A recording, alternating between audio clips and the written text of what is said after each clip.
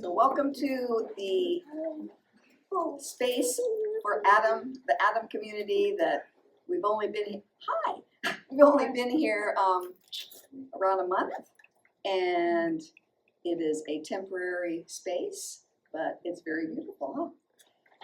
So the announcements for Adam are this Friday, August 8th, is our fantastic full moon meditation and potluck. It's happening starting at 6. We will be in that next room because it's potluck, so bring your food, and we love eating at Adam. And so there's food from 6 until 7, and then at 7 o'clock we'll move in here, and Todd Lance will host us with a sound bath with his crystal bowls. He like fills up this space with crystal bowls. It is absolutely fantastic, and we meditate for an hour from 7 until 8. Then on 2 weeks later, on August 26th, from 6:30 to 8 is the new moon drumming circle, and so that will probably be more in a circle for that. And we have back there is a big, we call it the grandmother drum, way in the back there. And we also have a lot of instruments that we'll be bringing out for you to use, and got tamarines and, oh, and please turn off your phones. I'm trying to. I can't find it on my screen. They updated it, and now I can't find things. Catherine's here, yay! So the new moon drumming is 6:30 to 8, and then every Wednesday, then we definitely have a circle here for meditation from 7 until 8. So those are the announcements. Are you coming up now? No, I believe so. Okay. Oh, we have meditation, don't we? Is Skookum's going to do meditation? We're going to do a meditation. Oh, cool. And you can play, I have a open-eyed meditation, and you can just play through it. So this is my coming out party. Ta-da! No more hiding, no more being invisible. You're definitely not invisible. Invisible. At any rate, I really, really appreciate all of you coming. I see Erica back there.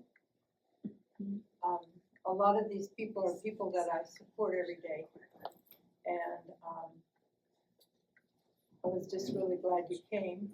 I also have some of my community here. I work with people who are more creative, more authentic than most that I know, and they call this community a disability community. I do not see it that way at all. And part of my quest for the day was to be inclusive. And that's why I'm so happy to see the baby. The Eskimo people take their children with them wherever they go. Partly because what else are they going to do? So when they're dancing, when they're drumming, when they're having business meetings, when they're at funerals, when they're at weddings, all the children are there. And I think we could do that here as well. And so that's just part of my little plug. David Hedges-Dorr helped me with this PowerPoint. He wasn't able to be here today because he's got like 10 other things going all at once. I don't even know how he does it. But I wanted to put it on. It's an open-eyed meditation. You just watch the pictures, breathe, leave the whatever's going on out there, and come in here, and come in your heart.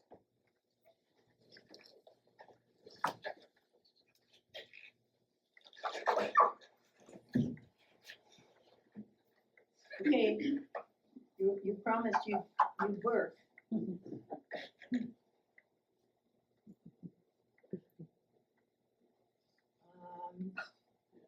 National Watermelon Day, that's not what I want. Is it National Watermelon Day? Hi. So this young lady back here is someone that I knew like 30 years ago. And we were in cars the other day, and I turned around and there she was in line. And thank you for coming. Thank you for asking. I'm trying to get the PowerPoint up here. Does anybody want to help? I'm so, Thank you, Brandon. thanks. So first we have to get Watermelon Day off of there.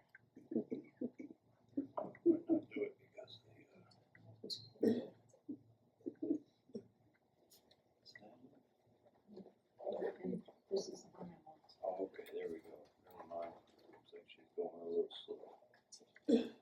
So I don't have to There we go. These are some of the pictures that I send out to people every day. So I hope you enjoy this. I have music behind it, but please, please, just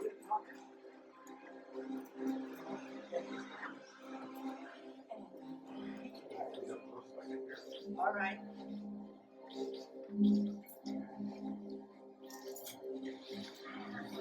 Turn the phones off.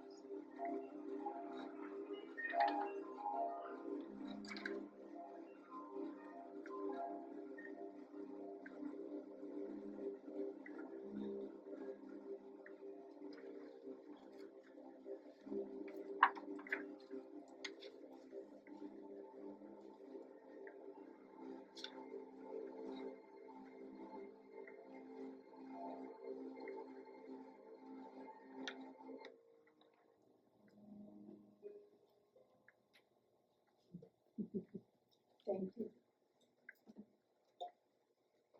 So this is a metaphysical community, which means more than physical. And I bet you could tell that the butterfly is my transformation icon. So my talk today is actually to make the whole idea of spirituality very, very simple. As I observe everyone getting more and more tense, getting more and more nervous about what's going on in the world, I really thought about what is it that we can do as each individual that could change the whole ball game. And what I came up with upon pondering all this is that I was not asked to go build wells in Africa. I was not asked to run a campaign to stop sex trafficking. I was not asked to go into politics. And so what am I to do? And what came to me is that I have a sphere of influence. I have a community. It may be not nationwide or worldwide, but it's very precious to me. And if I could be kind and I could help other people feel more joy and more peace and a little bit of hope that seems to be missing right now, I could affect a number of people. I read a statistic the other day that kind of shocked me, that one person's positive energy can uplift 170 people through the vibration, through the just moving it through the air. And I thought, wow, you know, when I'm sitting around having a pity party, I could be pumping energy into the universe instead. And so what I wanted to talk to you about today, I have a few examples of my own, but that's not the point of the talk, because your small shifts toward mastery are within you. Each of us is totally individual. If I've learned nothing else in the line of work that I'm in, I need to treat each person as a completely, totally unique being.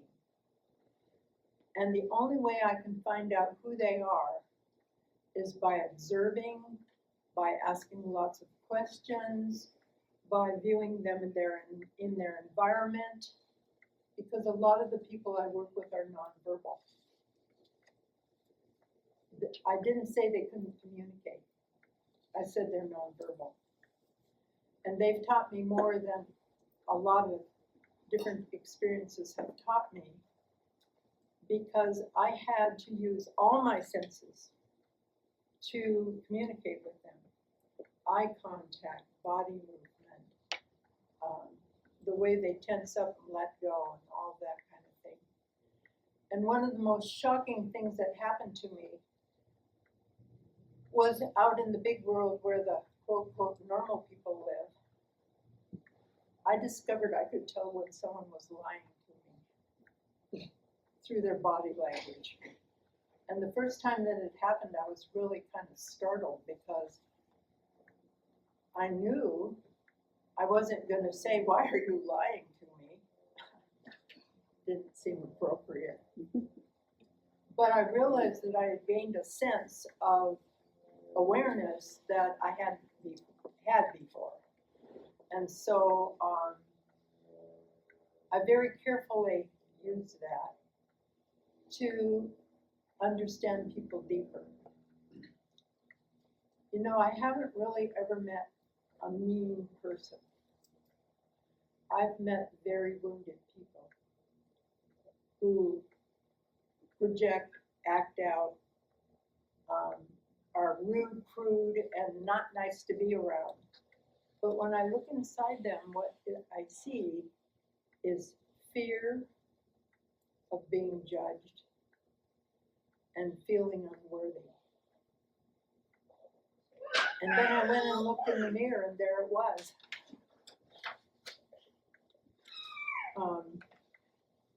And that's why I wore my little ring today, because it's so much easier to hide. It's so much easier to be invisible. I have this beautiful brooch, which I wear on my bathrobe, which I was going to bring with, I have it in the bathroom, but it's very heavy and I think I would fall down from the heat. So I put it on my Team Good work t-shirt today. Now, part of my campaign with Team Good is that whenever anybody does anything nice for me, open a door, lift my heavy groceries into the car for me, come and mow my lawn. My neighbor came and, when we had that big heavy snow, my neighbor came over and removed all the snow from my roof. I didn't ask him to. It was a huge job. It took him 4 days to do it. But he did it out of the goodness of his heart. And that is AA plus on Team Good. But it's the little things. It's the little teeny tiny things that you do. Like refraining from saying something judgmental. And so we do, comes right out of your mouth. But you have a time to pause and decide whether you're going to respond or react. Usually when we're reacting, it's because there's something going on inside here that doesn't quite line up with the way you want to be. I'm not boasting at all, but I spend 3 hours every morning, between 3 and 6, centering myself for the day. I've become it's so delicious that it's not just about centering myself for the day, but it's like in reveling in glory to the beauty that you just saw up here and is all around us if we would just look and we would take time to appreciate it. So for you, I'm asking, what is it, where are you, and what is it that you're doing that you could shift just a little bit to be a little bit kinder, to be a little bit more open-hearted, to give people a little bit more space to be who they are, whether they're being terse and unfriendly, or whether they're just looking lost and alone. Another thing that I've noticed is that women right now are taking on a lot of pain and suffering, hoping that they can remove it from the world. But that's very unhealthy. What we need to do is dispel the suffering, not take it on. And that's why we must do self-care. That's why we must be able to shield ourselves from what's coming in and then be able to put love out there again. I do this all day long. I had an experience with a man not too long ago. So this is what happened. I was coming out of cars with my cart, and the boy that was putting the carts away said, "Just leave your cart right there. I'll be back in 2 minutes, and I will put that away for you." In the meantime, this man comes through the door and is getting ready to get on one of those motorized shopping things. And he goes, "Who the hell are you to leave your shopping cart in the middle of the road?" And I didn't, I didn't want to tell him the whole story. So I said, "Are you in pain?" And I just watched him shrivel. that was what was wrong. He was in pain. So then I got a little braver and I said, would you like me to go around the store with you and help you get things that are too high for you to reach from your cart? And he said, no. But I knew I touched him. I knew that I gave him permission. And that just made my day. I have a book that I'm going to write called The Lady in the Pink Raincoat. And it's stories that I've actually done across the years of my life, where I went to someone's aid with no hesitation. The mother that came rolling into the parking lot in her car at my kids' preschool with 3 children crying in the back seat.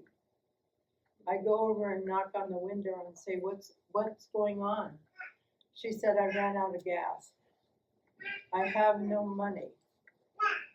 And she burst into tears.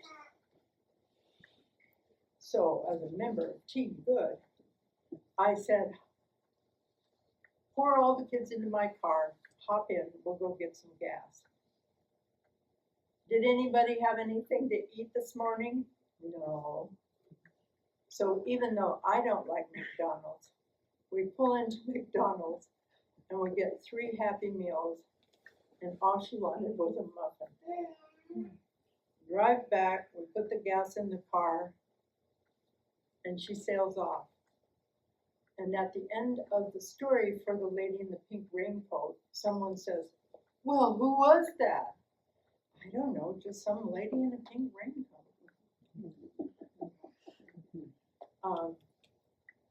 And you know what? No matter how much money I spent on any of these experiences, it never hurt my budget one bit. The Lord just brought it back to me. Because I was a single mother with 2 growing boys that needed new outfits every 6 months, so I don't know how that happened. But those are the kinds of experiences that I'm offering you to offer to other people.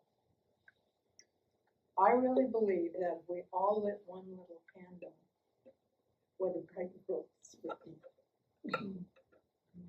This morning I was just pondering how I could bring this more fully, and I thought of Chicken Little. You know the story of Chicken Little? So, an acorn fell on Chicken Little's head, and she immediately cried, the sky is falling, the sky is falling.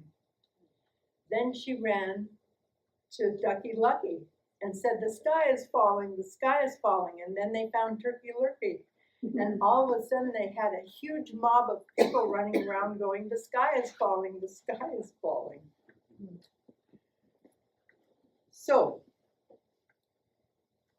fear rippled through the barnyard, panic took root. The innocent ones became hysterical. They organized a movement to warn everyone of the impending doom. They ran to the stores, emptied the shelves of supplies and toilet paper. They organized rallies and marches. They made signs saying, the sky is falling, the end is near. They called the news stations. They lit up social media. Conspiracy theories multiplied. Some on 2 wheels like unicycles, wobbly, loud, dizzying. But in the quiet corners of the world, there were others. They sat in silence. They placed their hands on their heart and they prayed. Not for escape, but for clarity. Not for a savior, but for truth. And then a soft light appeared, growing brighter and brighter until it filled the sky. Light workers rose. They didn't shout, they loved. One act of kindness, one gentle smile, one helping hand after another. And the sky, oh, the sky opened up. A huge rainbow descended from the heavens, arcing over every rooftop and soul. Colors danced on every tear-streaked face, and the people fell to their knees and wept with joy.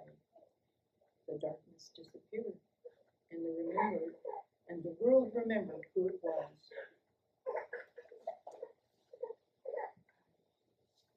So that's my story of chicken.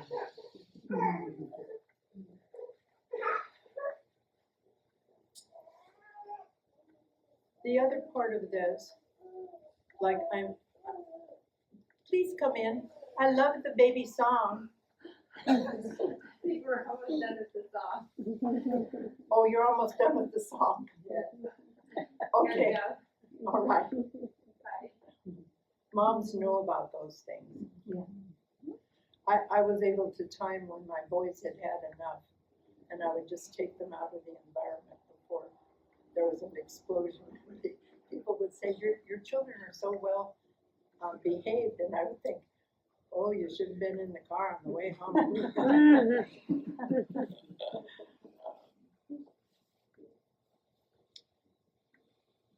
I feel very much on fire right now to spread good, team good all over the United States. I believe that when we stand up in love and light, we are creating an energy that can't be blocked. I looked up the Joshua, the story of Joshua that knocked down the walls of Jericho, because I was just curious if there was some kind of scientific explanation to that story, and there actually is. The horns and the trampling of feet around that wall, as many times as they did it, tumbled the wall. And they weren't fighting. They weren't being aggressive at all. All they did was march around that wall and they fell. Now, I don't have a plan for that right now. I'll let you know, because I don't want to tumble anybody's house down in my practice or anything. But I do want to call you to the cause. Call you to help people instead of looking at the problem, picking it apart, feeling fearful, trying to find some way to stop it, and so attached to all these different things to try and keep it together. I had somebody tell me one time that what's wrong with the social system is that the social workers keep putting Band-Aids on it. Just enough Band-Aids to keep holding it together. And maybe we should just let it be. And that sounds so terrifying. But maybe that is the answer. How can we build a new thing if we're trying to keep the old thing taped together? And we're there.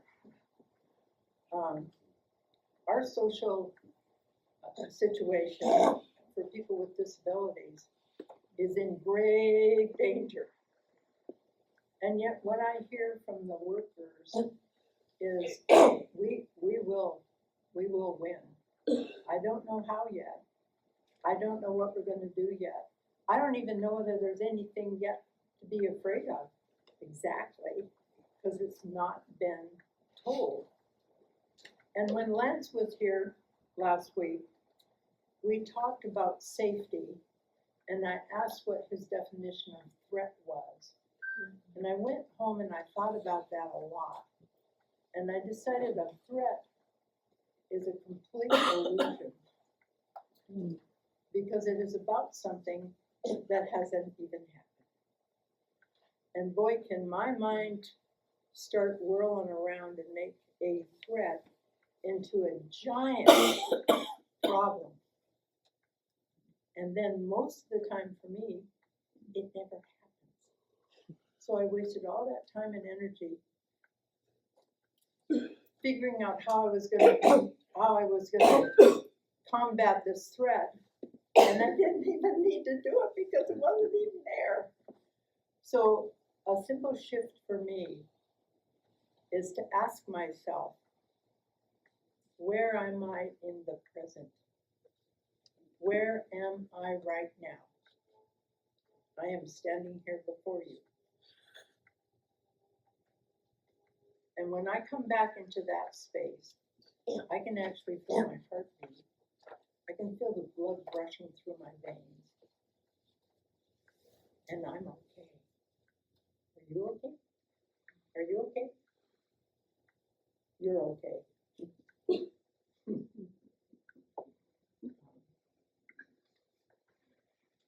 So our people in the quote, quote, disability world are holding space for us in their innocence.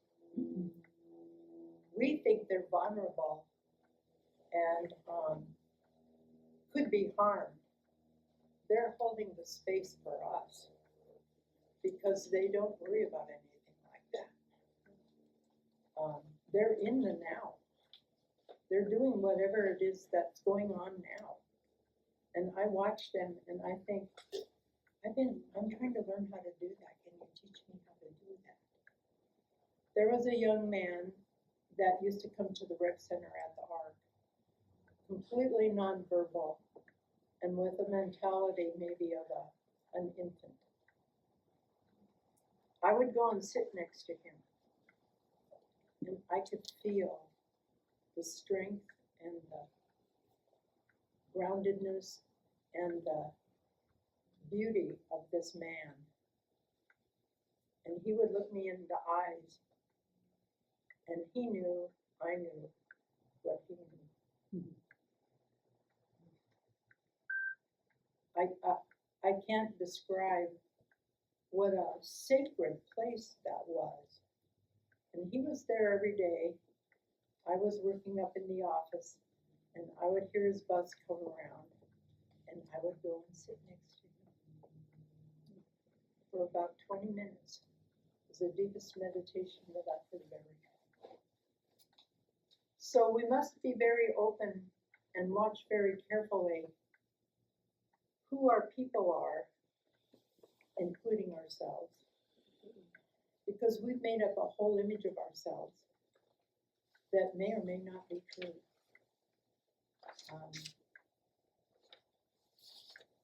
The whole idea of study, read all those books, practice all those practices, do the yoga, do the tai chi, do the this, do the that, comes down simply to sitting quietly and being within yourself. I have a meditation partner, and I think we've been doing this for about 3 years. He calls at 5 o'clock in the morning, and we sit together on the phone, not saying a word for an hour. The way this came to be is that we would have conversations, and we would both stop talking because there was no more words that we could say that could possibly help us connect the dots that we were feeling. And so we just decided, why don't we get together and not talk? It's amazing. And if you have someone that you feel close to, even if they're in New York, if they're in Mexico, I don't care. There's no time and space and spirit. You can be with them. I like to tell people that I'm being with them across the country because it adds so much to my being. And I started out sending little messages out when I was going through the cancer journey because everybody was so concerned about my health. And they would be calling up all day, are you all right? Are you all right? And I came up with a mantra, I'm getting better and better every single day in every single way. That was my mantra. And then I thought, if they're calling to see how I am, maybe I should be calling them to see how they are. And so I started sending messages out. And at first, I just get little emojis, you know, a little heart or a little thumbs up or something like that. And then people started opening up and telling me things that were very, very, very intimate. Because they felt they could trust me. And I was very honored. And so I've kept that practice up for all these years now, since 2023. And I'm able to give them comfort. Like my one friend's mother just died. And I said, "You're loved." She said, "I don't feel that way, I feel alone." I said, "Well, grief has stages, and one of the stages is anger. And maybe that's where you are right now. Because when you pull in and contract, that might be what's going on. I'm not saying it is. You're in Wisconsin. And I can't see you, but I can feel you, kind of thing." So another kind of measure that I use is, does this make me feel contracted, or does this make me feel expanded? If I start contracting, I'm going the wrong way. If I start expanding, I know that I have all the angels and saints with me. And it's just a simple little test to ask yourself, are you contracted, or are you feeling expanded? And the trick is, when I start contracting, to say, "Oh no, I'm not going there," and start expanding again. Because it's all just a dance. The threat or the resistance comes in, and you say, "What am I going to do with this? I think I'll let it go." And another one of my favorite ones right now is, "You know, I used to do that, but I don't want to do that anymore."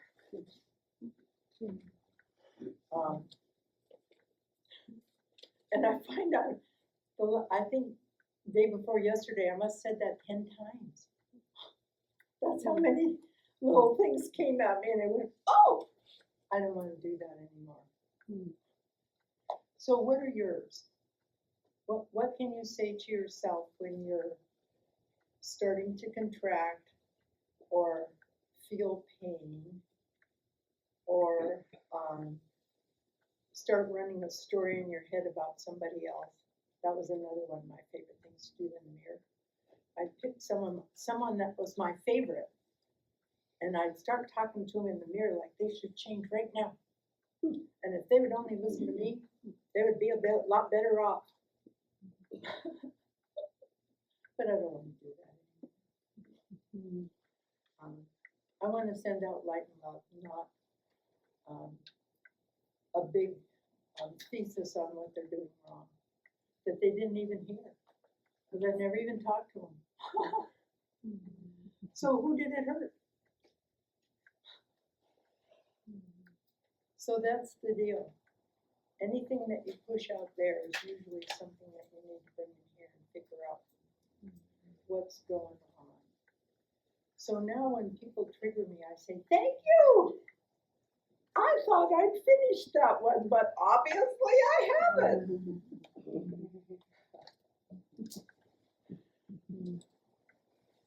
Because a trigger is something that happens physiologically. It happens so fast, and it affects all parts of your being. And it takes a while to climb out. And a friend of mine and I have started a protocol, because we do a lot of deep talking. And the protocol is, you're triggered. Say, "Stop, I'm triggered. I need space. I need to step away and figure out why that happened. I'll get back to you." And then you have to follow through. And then you actually step back, not letting your mind, and you take space to say, what just happened? It's maybe a 3-minute thing if it's a strong trigger.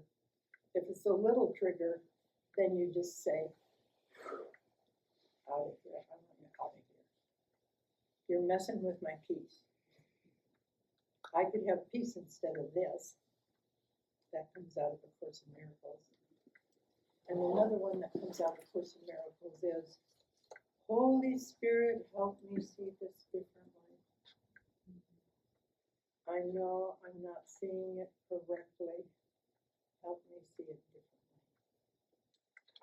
And if you'll give yourself space to hold that for a minute, you will see it differently.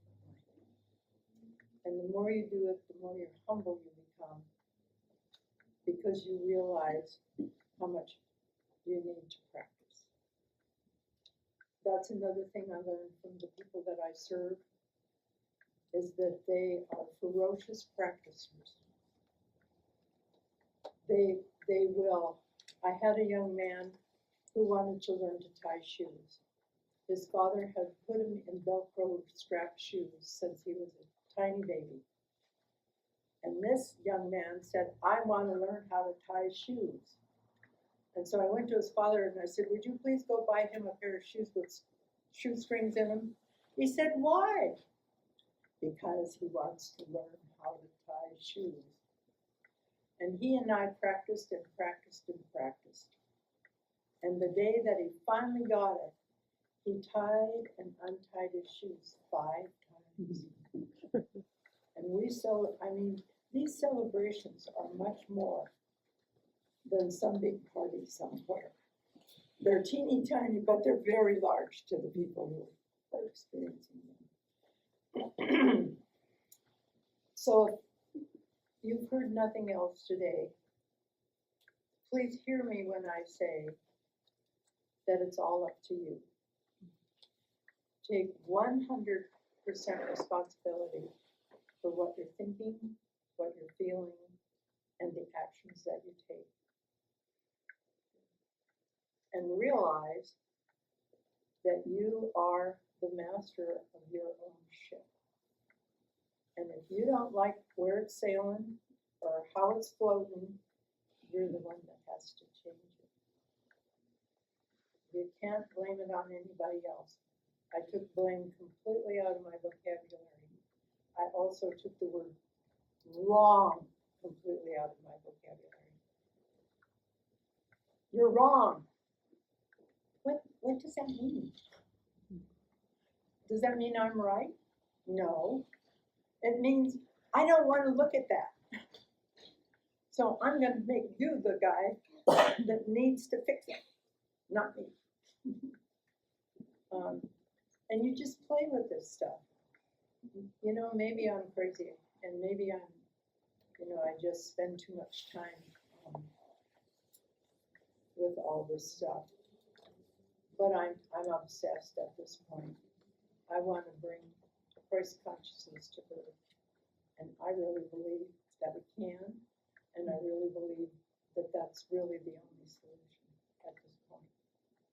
And I'm not talking about the religious kind of Jesus Christ, because I don't believe that Christ is Jesus' last name.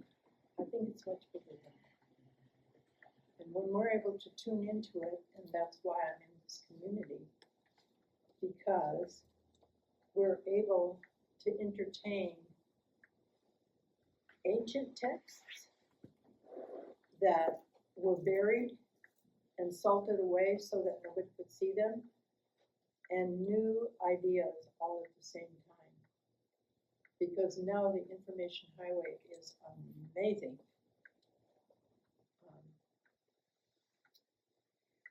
So that's my story, and I'm sticking to it. What I'd like to do to close, and all these chairs make it a little bit difficult, but even if we held hands around rows, And you've heard the song before, because it's one of my favorites, but I'm gonna play it again, and it repeats, repeats, repeats, so you can sing it with me.